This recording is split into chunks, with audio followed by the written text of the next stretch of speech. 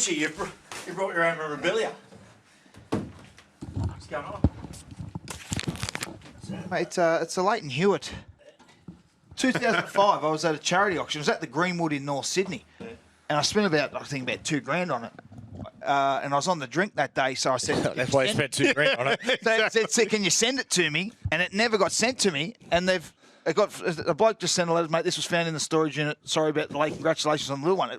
It come to the box today. What, it was Tom Hanks? 2005. Tom Hanks delivering it? 14 years later. You notice when they go to these places with charity auctions, they always pour the beer early. They really get you going. I woke up one morning and with a Socceroos jersey, one of those really ugly ones, like with all the colours, all the colours, green and the Southern Cross on it. I said to Trish, she goes, you bought it at the auction last night. She said, the news gets worse. Spent $1,500 on it. Welcome to the Matty Johns Podcast for this week. Paul Kent, Brett Finch. Welcome, boys. How you doing? Matty. Hey, before we get into it, oftentimes we deviate to different places and we give people tips on books, on music and everything. And I tell you, I went and watched Rocket Man the other day, the Elton John biopic. How was it? Absolutely sensational. I think it's so well done. I think it's better than Bohemian Rhapsody. Really? It is absolutely brilliant. The young bloke in it, who's in the Five Kingsmen, his name escapes me at the moment, his likeness to Elton John is incredible, particularly when you go into the Elton version of the 80s. I'm Still Standing in that era. It is spot on. Incredible. Are you, Kenty, you look disturbed, like you're not really an Elton John man? Elton John or Billy Joel? Billy Joel, if I go that Right. way. Yeah. Yeah, Billy Joel. Yeah. What are you? Yeah, I'm Elton. Yeah. I met Elton once, actually. Did you really? I went with Rico to Coldplay. Always through Rico these stories. Went with Rico to Coldplay. Luke Waterhouse. We're in, we're at in the chairman's lounge there at the footy stadium, and Rico got me into Coldplay, and Elton was in the box. Went over and said hello. He was a nice enough. Was he nice? Yeah, lovely bloke. Yeah. Tiny Dance is my go-to. Yeah. Karaoke song. Tiny. Yeah. Great mate of mine and Joey's. He lives up at Western there in the coalfields. Richard Johnson. Jono had about 12 years at Watford when Elton John owned him. Yeah, so he said he used to get down sometimes at half time and give the boys a bit of a spray. So, yeah. Boys, just quickly, favourite musical biopic of all time? Oh, mine probably Walk the Line. I tell you what is one that, and this is your era, that I did like, La Bamba. Oh, Richie Valens. Very, very good. Yeah. Johnny Cash is hard to go past, isn't it? Yeah. Jacqueline Phoenix was sensational. Yeah. Tell you a good one, 24-Hour Party People. Story about Tony Wilson and Factory Records. It was the preeminent rise of Britpop. You know, it focuses on Joy Division and Happy Mondays. Happy Mondays. Haven't many of them. They like their Persians, those boys. Anyway, now, today I've been reached out by a few podcast listeners who and I've encouraged them to fire some questions at us. So just throughout the podcast, I'll fire some questions to you boys that come from the listeners. The first one was directed to me. He said, Matty, I know you reference on Sunday nights Fletcher's jokes in the ad breaks. Have you got one you can tell here on the podcast? Well, I went through, and not really. I don't think I can. I think you need to tell everyone, Matt, that A lot of men scale back, haven't they? Fletcher's actually been warned by HR. He has been. About the jokes he tells. Yes. Here's the one. I'll tell this one.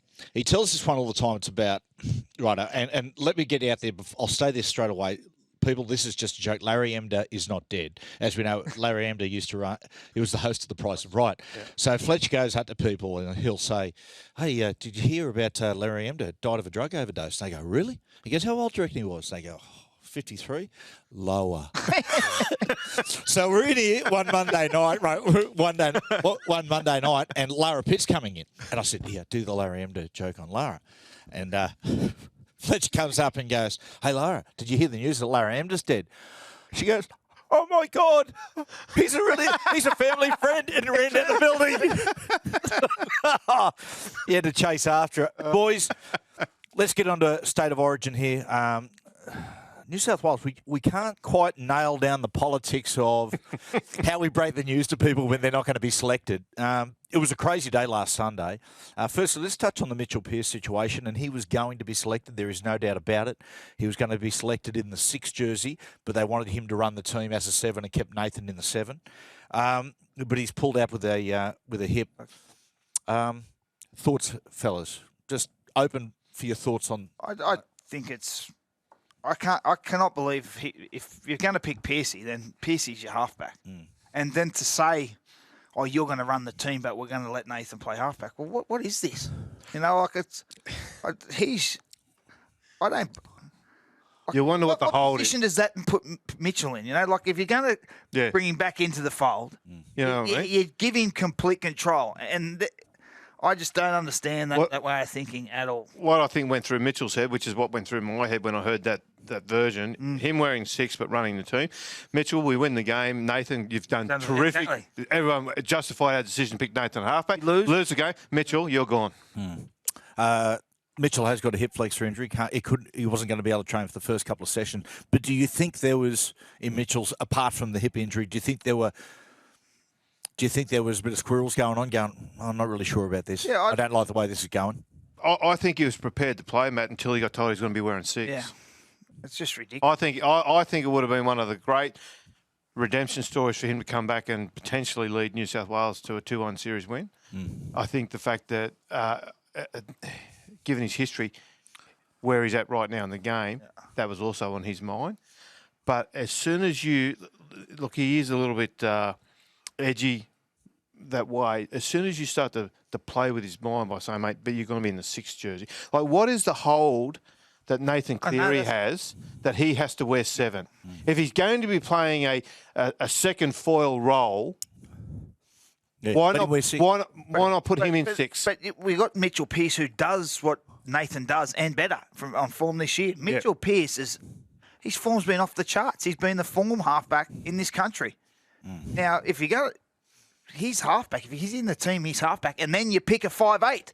You don't have a halfback who doesn't do what your halfback does. A question. Playing second fiddle to the bloke anyway. I don't understand. And how they're going to play. They're on the right. Now, what they've been finding they've been doing in the last serial, the last decade, they've been doing this left halfback, right halfback, basically. Yeah. You know, and no one has seniority. It's get the ball to the middle of the field, which is, we've spoken about in this podcast. It is restrictive. And what you find when you play with that 2 sort of split halfbacks is you're always reset in the middle of the field. You can't get width into your game. And if you can't develop width in your game, you can't loosen the opposition middle.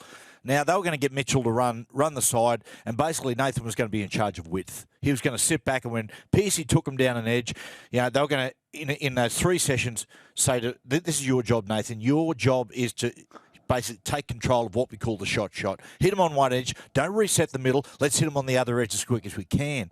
Now, my question to you boys is, can James Maloney play? Will he, do you believe, play the full field and Nathan be in charge of width, or do you think they'll go back to left, right? Because that's how they play at Penrith, left and right. Yeah, well, they had great success last year together. I think Jimmy, really took a senior role last year. I think they can do that again. And that's where they worried us in that game 1. They tested us on the edges, and we've seen Chambers have some success. But not only that, especially when it's a fast game, you feel isolated as a defender. So those blokes on the edge feel isolated because of the speed of the game. And then it pulls the middle apart, and we see Munster go through. We see Cook and Tedesco go through for New South Wales. And that's a big thing, Finch, isn't it? Like, that's what we talk about. Even though you might not have the numerical advantage, if you hit them on one side of the field, then you open the field up and you start to use width, it runs the opposition middle around and it loosens. Now, I think New South Wales can win the game through the middle of the field. Cook, Tedesco, Murray off the bench.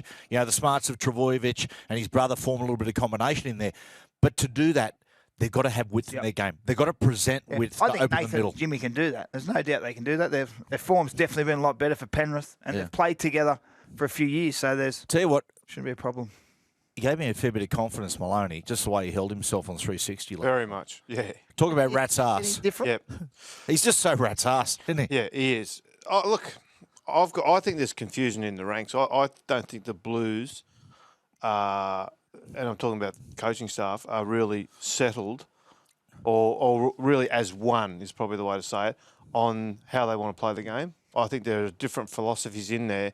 They haven't been able to reach agreement, and I think that's why we're seeing a team now that reflects that, which is it's a foot in each camp. Yeah. Now, I'm still trying to get to the bottom of the detail of what the differing philosophies are, but certainly it appears the team that's been picked. See, my issue is this. If you've got Mitchell Pearce and you're bringing him to play a certain way, and then suddenly he's unavailable, then you're bringing in a player who plays a different style. Yeah. Is going to do it differently. So hang on. So what are you doing? Then you've also got the difference between game one and game two.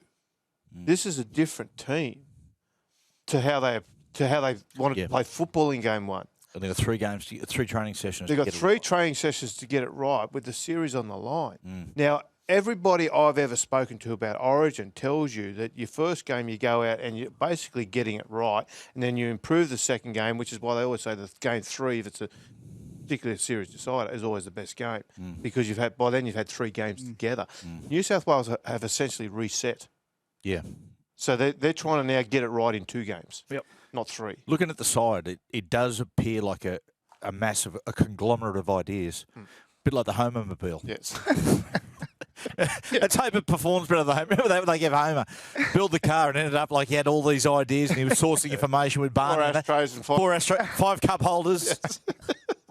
Let's hope it goes the better. Ashtray idea. I could use it for my car. But back on the politics of, I mean, we're all big boys. They're professional athletes, but we just can't quite get it right of how we break the news to players that, listen, mate, you're not in the side anymore. We had a situation on the weekend where Latrell was bumped on the field by his captain, Boyd. See here breaking the news. You listen to the radio, your name's not announced or you're not in. Yeah. I'm still waiting for my call. Mate, I remember we had once, we played the 98 series at game 1 against Queensland, and with 2 minutes to go, we're in front, 2 minutes to go, or even less than that, a minute to go. Joey looks for a repeat set, bounces off a set of Queensland legs. Icon picks up the ball, runs down, does his speculative kick, bounces back into Kevy Walters. The next play, they score under the post, they kick and they win by 2. Front page of the paper the next day, or back page of the paper, it's Joey's face and you're gone. Right? They were tipped off from a selector that, he's not going to be there. So a lot of people deal with stress different ways. Like some people go to bed, some people go and have a lie on the beach. Joey goes to the pub, right? So we're playing. That's how he deals with a lot of his emotions. A lot of us do. A bit hypocritical from me. So we're playing the Warriors on the Sunday, and basically from the Wednesday on, Joey goes down to his local, the Burwood, and just parks himself there. And I've got Baz calling me every day, mate, he's back down here. We've told Malcolm really, Joey Crook can't get to training. Anyway, he smells a rat. But anyway, so by Saturday, he's still down there, been going backwards, forwards. I go to Joe and said, mate, listen, we've got the Warriors tomorrow. And mate, listen, if you really want to prove it to the selectors, go ahead and play well, And, oh, mate, I don't care. Anyway, he ends up going to bed about 11 o'clock. Play the Warriors the next day, he scores about 20 points and gets me out of the match. But we go back to the Cricketers' Arms afterwards, right? And I see Dave Morley, who was a publican. And these are the old days where the mobile phones hardly anyone's using them. You're using the old landlines. Remember the pub, they go, hey, Matty's phone call. You go, oh, God, who's this? Someone's dead or it's Trish. Not let me get home. But Dave Morley goes, Joey, it's the phone, Origin team.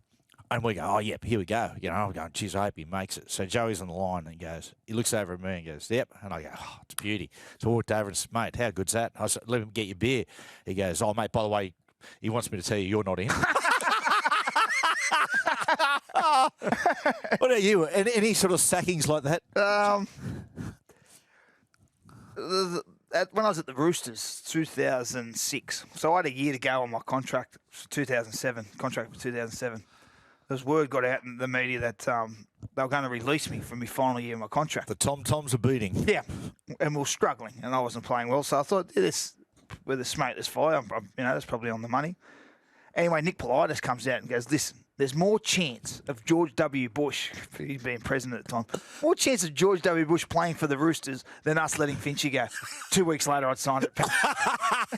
So they're on we're doing the video, and Sticky starts calling me George W. George W. Can you get the boys start calling me George W. Bush? Feel for Cody Walker. And I feel for Josh Morris. Yeah, I feel for them. Josh went out and did absolutely everything they asked him to do. Yeah. And didn't get picked. Interesting. Did they get a phone call? I don't know. See, I don't. I'm a bit old school. Yeah. I actually don't believe that you deserve a phone call. And I thought what Icon said last night on 360 about Latrell Mitchell was spot on. And is that if Latrell Mitchell wants the respect of a phone call to say he's been overlooked, then he needs to first put his money in the bank and give New South Wales a performance that respects the jersey. And there's a quite a few knowledgeable people who say he wasn't up to par in that first game. And it wasn't just that he didn't play well. You can go out and bust your ass and play poorly. That just happens sometimes. Happens a lot. But when you play poorly because you're just not doing the effort things, which is what New South Wales built last year's series victory on. When you get sacked for that, do you now deserve a phone call? Yeah, I agree with you, Kenny. I thought there's two trains of thought with the Latrell selection. One, Freddie picks him and says, "Mate, you owe us. You're off. Yeah. You owe me." And the other is, which is what he did, and which was, I think, is the right thing. Here's the line in the sand, mate. We're building this culture, and you didn't play up to that mark, and it's unacceptable. And he's a great kid, and we've seen him play better against Canterbury. Go back and show me the real Latrell, and we all have those days where your attitude's off with the effort. That happens, but. Freddie's right in what he said. That wasn't what New South Wales jumper's about. He'll learn from it, the young fella, and we know him at his best. He's a star. Go back and get better. And the one standard that does not change for Queensland is effort. They will forgive you every sin except lack of effort, and that's what they have built. Their entire origin DNA around. It's really funny. That's the difference between New South Wales and Queensland is how we view the games. What's really interesting about how we view the games, we oftentimes on this podcast talk about coaching trees, and the family tree of coaching. So you've got the Warren Ryan School, where the game's like a piece of chess, and the players are like chess pieces, and it's a scientific game. And then you got the Jack Gibson, Wayne Bennett style, and Wayne's taken that from Jack, where they understand more the human side about the effort, about how you coach the man. They're not chess pieces; they're human beings, and both have got their strengths and weaknesses. But isn't it funny that Queensland have adopted that more human side, and we still want to talk about body types and is he doing this more technical, isn't it? When you hear a Queensland bloke talk, even great players like Lockie and great scientific players like Cameron Smith, they just talk about the effort all the time. Exactly. Yeah. It's interesting. Would you picked him? If you were Freddie Fittler, I would have picked Latrell. No, I wouldn't have. You wouldn't have? No. If you're Freddie Fittler, he was Freddie Fittler and you didn't pick him. No. You could say we can't win without him in game 2. We didn't win with him in game 1. And this is not a shot at Latrell. I think this is going to be a good learning curve for him. He probably, with his form last year, he might have thought, you could have picked him again, but Freddie has every right as coach to go, mate, that's not where we're at. Yeah, that's his right as a coach, And let's go, and we've seen an improvement in the game against Canterbury. He was terrific. And when he's at his best, he's a star. Let's hope he gets back to that, and you're picking for game 3 if he's where he needs to be, because he's a superstar of a kid. Finch, you're talking about Warren Ryan. An old wockism used to be, he'd sit there and he'd say, what is confidence? He'd say, confidence is this fickle butterfly. It arrives, we don't know where it comes from, and then it disappears. We don't know where it goes. But it is so true. I mean, what is confidence? When I was watching Latrell the other day against the Bulldogs, his effort was so much better. And he was putting a lot greater effort in than the game against the West Tigers, when everything he touched was just majestic, just turned to gold. Is it amazing? Like, what is that? What is that confidence? I was talking to Freddie many, many years ago when he was still playing at the Roosters, and it was towards the end of his career, and the Roosters were talking. They'd had a couple of losses and all the rest of it, and he said, look, we just need to get our confidence back and we'll be okay. And I said to him, what comes first? Do you play well and get confidence, or do you get the confidence first and then begin to play well? I said, if you're looking for confidence now, you're looking for your form now, what comes first? And he said, hard work. Yep. That was his answer. And that's that's what I took away from Freddie. I played with Freddie the last 2 years. He was my hero growing up because of the sidestepping. As a young kid, his whole mentality was hard work. He'd be the first at training, and you'd do a 2 laps warm up. You had to touch the line at it. If you missed that much, no, go and touch the line like it. For people to understand that too, you have a think about this.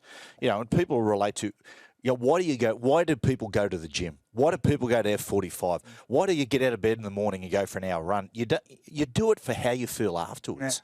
And I reckon that's there's magic in sweat. When you work hard afterwards, there's something inside you, the endorphins that get going that change your mindset. But it's crazy, isn't it? Like, if you're laying in bed, you've got to get up and go to the gym at 5 in the morning, your head's telling you, don't go to sleep. I know. But you feel better. But if you're in the afternoon and you tell you go to the pub, you can't get there quick enough. Yeah, I know. Now you're going to feel terrible after it. Now I'm not doing the radio. But to your point, sorry. No, you're right. I was just going to say, to Frenchie's point about Freddie making sure if you've got to go up and touch the line, don't stop a metre short and come back.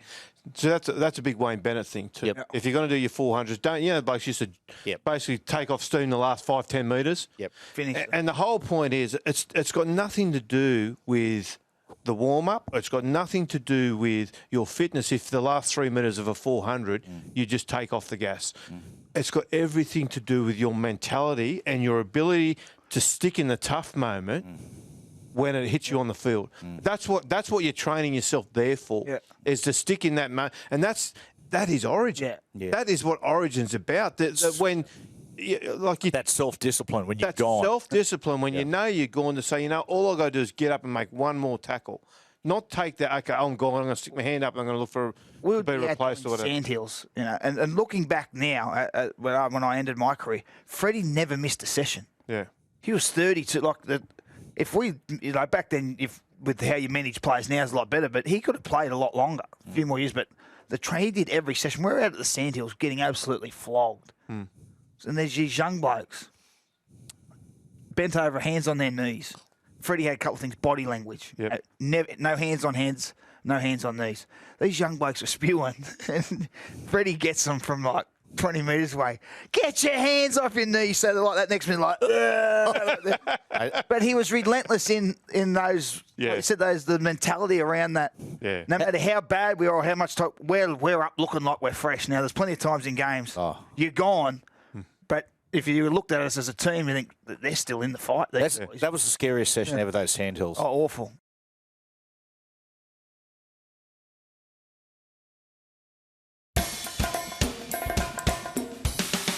Now, all focus in game one was on Kevin Walters. Everything, the coach whisperer, listening to, everything, the way Kevy held himself, what he was saying. It was like a micro focus on Kevy. He wins game one. All the focus now is on Freddie. All the focus. How do you think he's handling the pressure?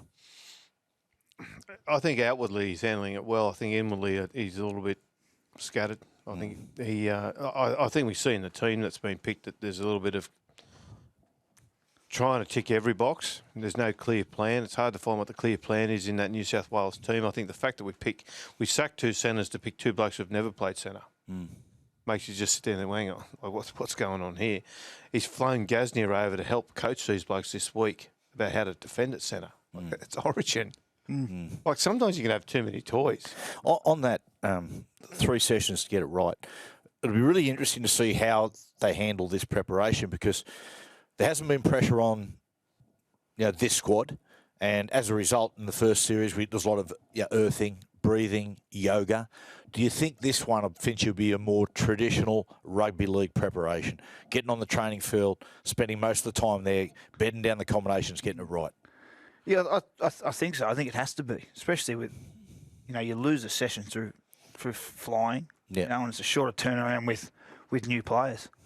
I'll tell you one thing about Freddie as a player. You knew when it was a big game, and I think he's pretty good demeanour at acting relaxed and cool, but he's an ultimate warrior, an ultimate competitor. I think he'll have him ready to go come Sunday. It's interesting. We've got a listener question, and Blake sent it through me. He said, shouldn't Freddie take responsibility for some players not being in the right frame of mind going into game one? My reply to that is, look, when it comes to representative football, you rely on the professionalism of the individual and them knowing how they get themselves right. If they, and this is the trick we're going to. I don't agree with that though. You don't? No, I'll tell you why. Because that's why they go into camp. Yeah, but That's where Freddie's greatest work this week won't be done in the training paddock. It'll be done in and around camp. It'll be done at breakfast. It'll be done at lunch and dinner. It'll be done in all those areas where he needs his players to pick up on his intent. He needs them to be absorbed in. Oh yeah, fellas, no second chances. but I get that, Kenzie. I get that, but if I'm picking Finchy, then I'm picking him for what he brings to the club and what he can bring to the team. Why go into camp then? No, when you go to camp, but I mean, I think how you get yourself right for a game is that basically when you get out there and train as a team, that's practice. Yeah. Like you are practicing all your plays and things like that. But what gets you right, Finchy, is what is very different to what gets Kenty right, gets me right, gets Freddie, Joey, Brand, everyone prepares differently. I knew there were certain things I had to do through the week. Yep. All the little extras that I had to do. On the day off, you might go for a swim or an extra weight session or yes. whatever. Go down the park 20 minutes early and I do my kicking. Now, if I'm picking you as the coach, I'm picking you because I want you to bring your personal preparation, whatever the extras you do, to get you right and get you in the right frame of mind. Yeah, I agree. I don't think it's...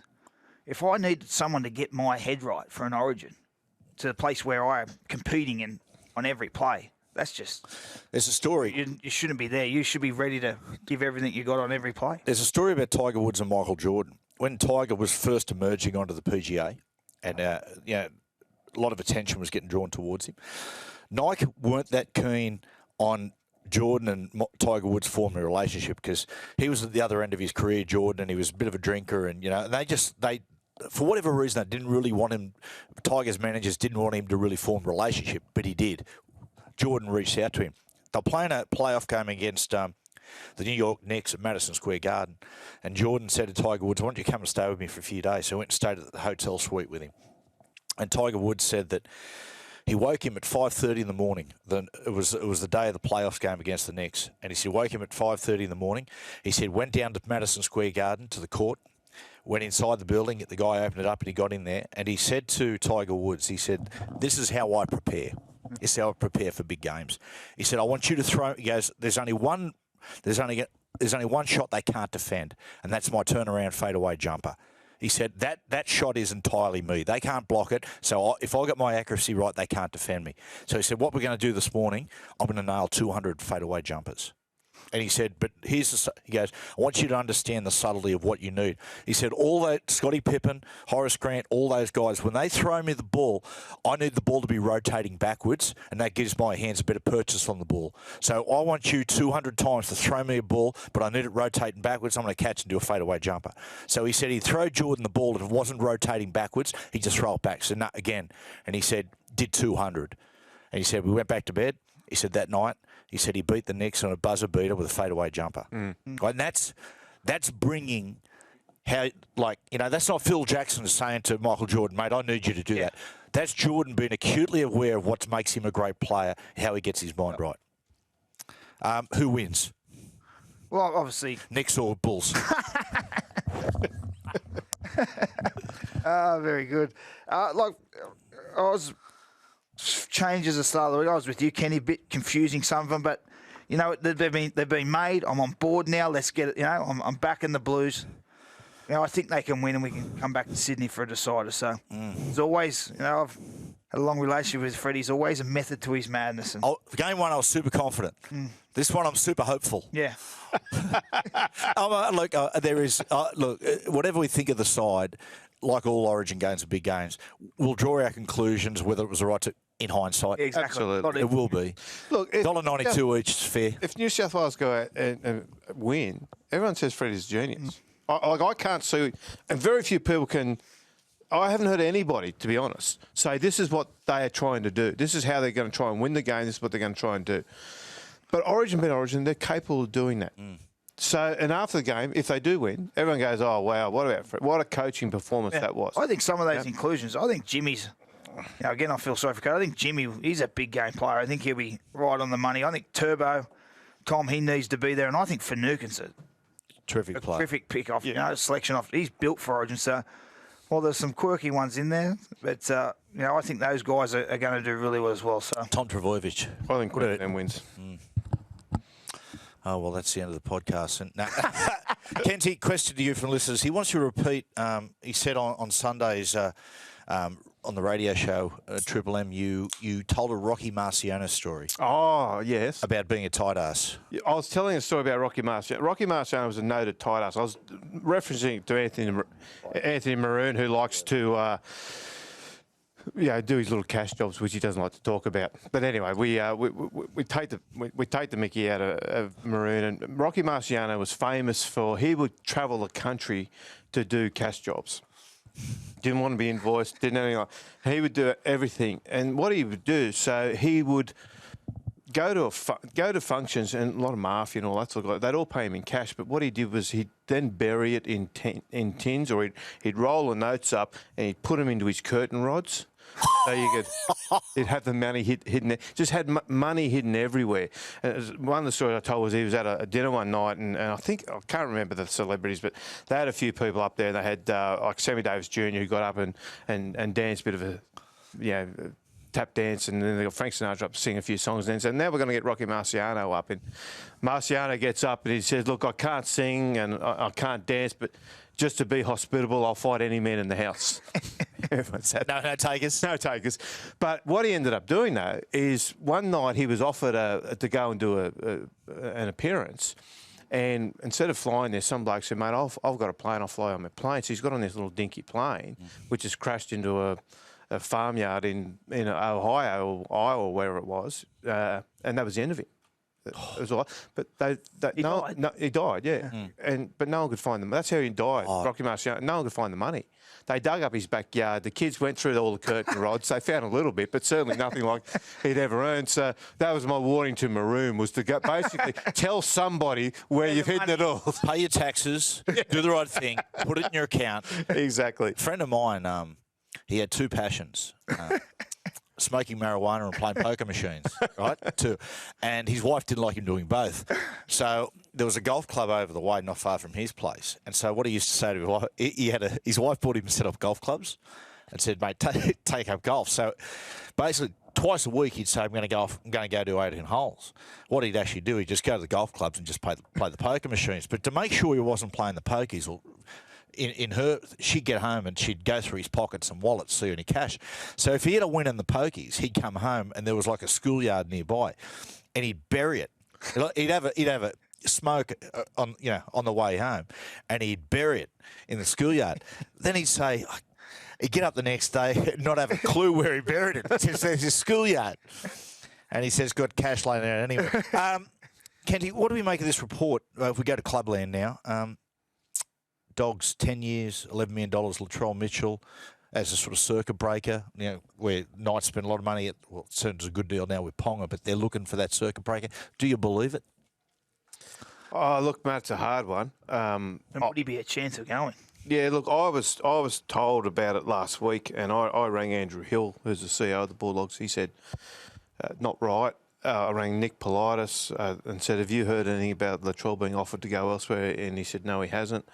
I rang Wade Rushton, who's now his manager of Latrell. He said no, but he did say that there had been a meeting with Latrell's father and Latrell's brother with Canterbury, and that he said it could have come up there. He said, but my knowledge, it wasn't. I don't know where it's come from. It's been reported that Bulldogs power brokers have been approached Latrell. I do know that. After I spoke to Hill last week, he went and spoke to the various power brokers at the club, said, look, if anything's going on here, we need to know because it's starting to get out. And they all said no. But, Matt, this is rugby league. Yeah.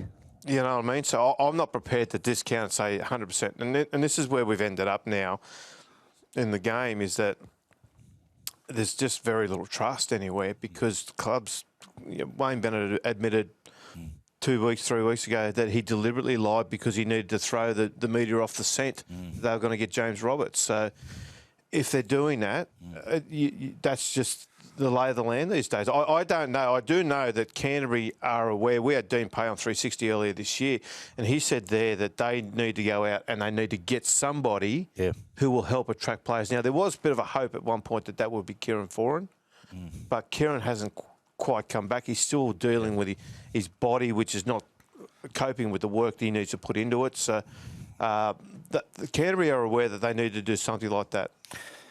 Feel sorry for the lot of those while in Canterbury, some of those young Canterbury guys. There's some terrific young players coming through at the moment. And why I say that, I bumped into young Semi Verrills the other day. Terrific young kid. He's at the Roosters. He's the kid coming off the bench at the Roosters. And terrific young fella. And I asked him how he's enjoying it. How are the Roosters? And he came off the bench and played well against the Bulldogs the other day. He just said, mate, I love it. He said, I can't tell you how much coaching I'm getting on the run from the players. He said, Boyd will come up to me and say, mate, come on, you've got to lift a little bit more defensively. I need you to do a little bit more of this. There was a try in the weekend Joseph Manu scored. where there was sort of a couple of dead Marines laying on the ground, what they call them, blokes just laying on the ruck, and that's what they oftentimes just say, don't they? If there's any dead ants laying on the ground, just pick up the ball and just go. And Sam said Manu come ripping around and call for the ball, and he said my first instinct was to run, and he said but I tipped it on to Manu, and Manu had a fat day. He was going up, he just ripped around a bloke and scored a try. He said now if you look at the vision of the game, Cooper Cronk grabbed Sammy Verrills on the way over to congratulate Manu, and he said, mate, any time that there's someone laying on the deck, it doesn't matter whether it's Joseph Manu, Latrell Mitchell, or me calling the ball, go. That's what you do. And he said, that's what I'm learning on the run. Yeah. He said, all those little tips I'm getting off these blokes, great. Isn't that good? Yeah, and it's because players will tip other ones, because I'll say, Kenty, I need you to do that because it helps me. Yeah. And then they realise this is how, if you're a half and Boyd Cordner says, mate, I need this, so that's going to help you with your combination playing to your back rower. Yeah. If Billy Slater says, I like the ball this way, That's the benefit of having those older experienced players. That's what I mean about the Bulldogs at the moment. You see all these young guys out there really trying, really doing their best. They're just lacking a few experienced blokes and experienced bloke heads around them.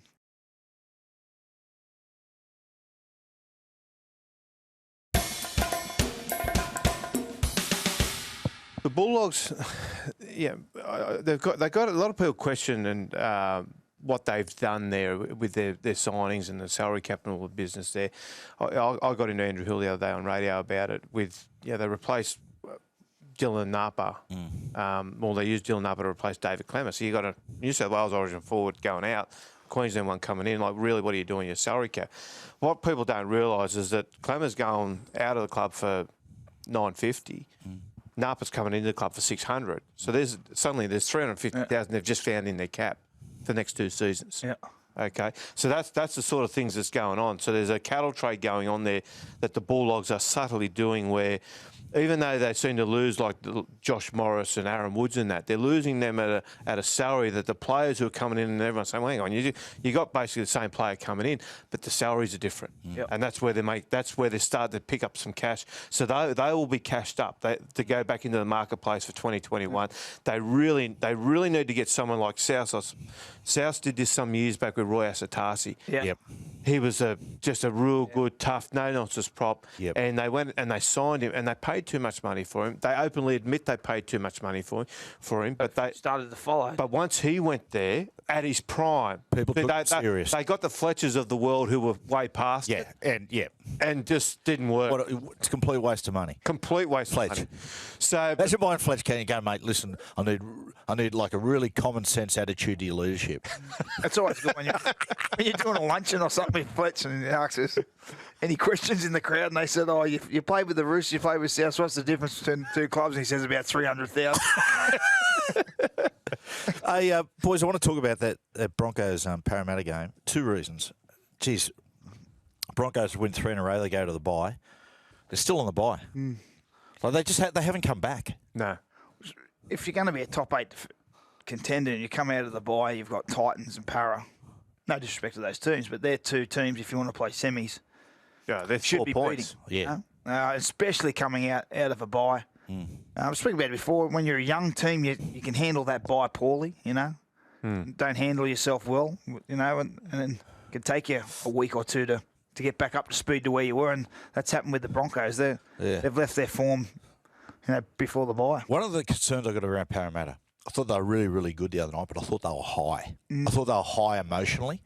And that's the story of their season. Well, this is what worries me. Because last week, Coach Brad Arthur came out publicly and called them all part-timers. Now, I reckon that's about the 3rd or 4th time already this year he's come out publicly and slammed the team. They've rebounded and won, and then all of a sudden, a fortnight later, he has to come out and do it again. Yep.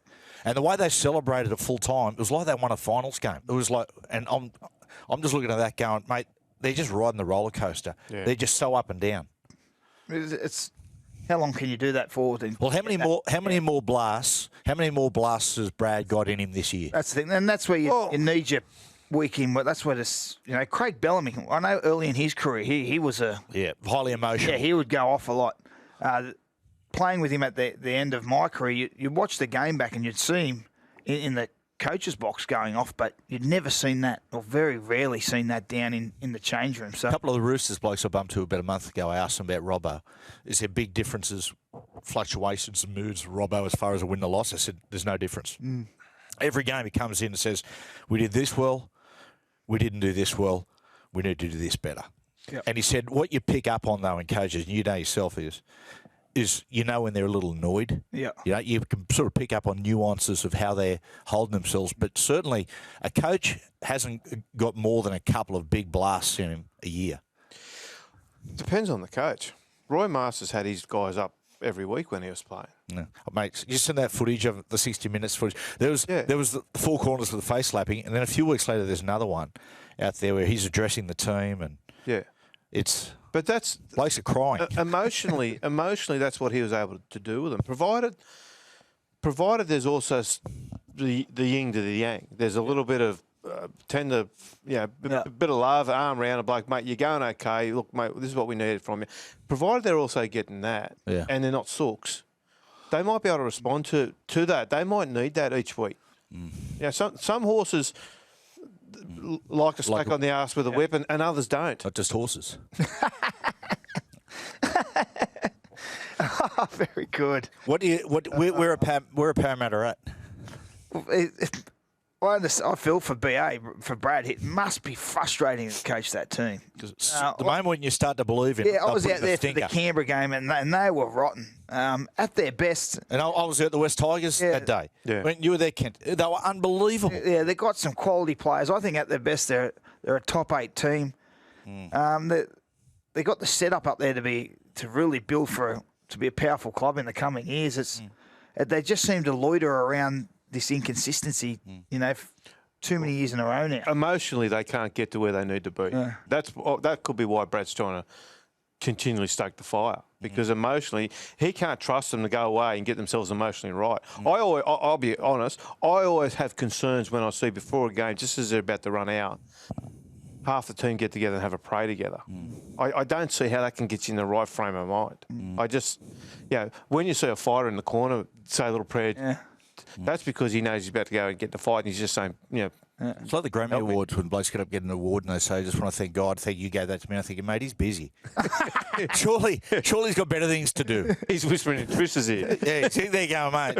Keep an eye on him. I'll give Kanye, I'll get him the couple of, mate, please, Kanye, he's got better things to do. Hey, just another question. I had a bloke asked me, Matty, any other siblings apart from you and Joey? Well, I got a sister, Kate, who's 10 years my junior. I think, Finch, you dated her for a little bit, didn't you? I had a crush on Kate when I was like 7 or 8, back in the day. He's went out a couple of dates? Yeah. Well, we could have been brothers, mate. Could have been brothers. She's actually, Kate's, mate, took up rugby league. Yeah. Yeah. So what about this? About a month ago. Who's she play? Seth's not going. Who does she play like? Andrew, you. Andrew, Or Gary. She could be the best in the family. She used to always say all the time, she'd go, oh, God, people say I've got Joey's build. Right? She's tougher than Joey and I, mate. So a month ago, she plays one of her first games. She comes off and her fingers are all that way. She's dislocated the fingers, or so the old man's thought. And I don't think there was a medico there. So the old man's on the sideline. Mum's horrified. He's yanking them, trying to get most of them back in. Anyway, one of them was broke. So she plays. She has a week or two off, and she said to Mum, "I'm really missed. I want to get back and play." So the old man tapes the fingers up. She plays about 2 weeks ago and dislocates her hip. Oh. Sends a photo. The old man took a photo. She's on the phone, and the leg's up like that. That will put you on the sidelines for a while. I think they will. I said it's a stupid game. Keep away from it. Exactly.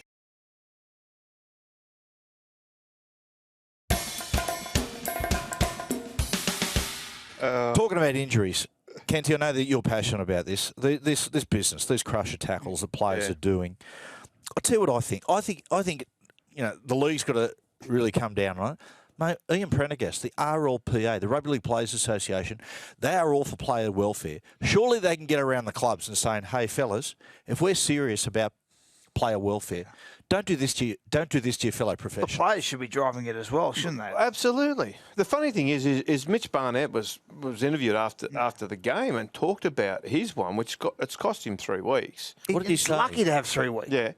What did he say? He said he apologised. He said he apologised to Jerome Hughes at halftime. Then also again after the game. I know he was certainly seen waiting outside the Melbourne Storm dressing room after the game to apologise. But what he said, Matt, was that essentially he didn't realise what he'd done. He was trying to get him into a position, and once he got him there, he'd made the tackle, and he said it wasn't until he'd seen the replay after that he saw how bad it looked. Yeah. But that really concerns me, that he's not aware of all the wrestling. Let's assume he's telling the truth, okay? It's rugby league, but let's assume he's telling the truth.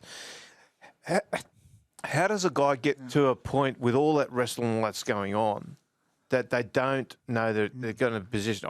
I tend to question a little bit, given the fact that he sort of he dropped. There's a second effort, and he dropped. He took his legs out from under him so he could bring his body weight. When you're doing all that wrestling, surely you're conscious of what position you've got your opponent in. Yeah. But Matt, see, yesterday, I've had a big blue with Don't believe that. Clint Newton over this over the Players Association. I tell you, that would be a good argument because you two going at it. Yeah, well, take a backwards step. Newton's a bit like Gordon.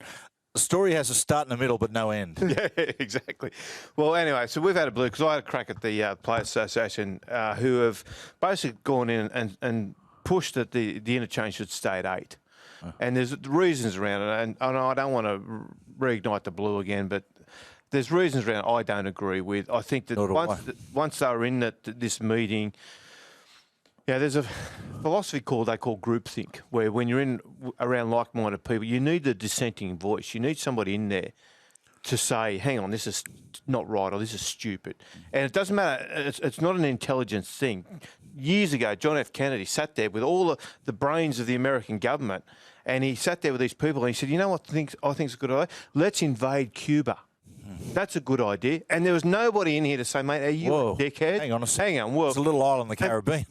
But they all sat there and thought, yeah, this is a good idea. It was a disaster. Yeah. He needed one bloke in the room.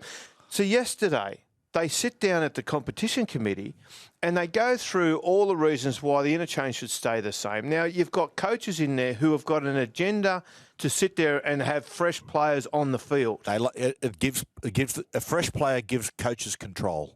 Gives them control. Yeah, it does. The one thing coaches can't coach against is fatigue. So there's a number of things reducing the interchange does.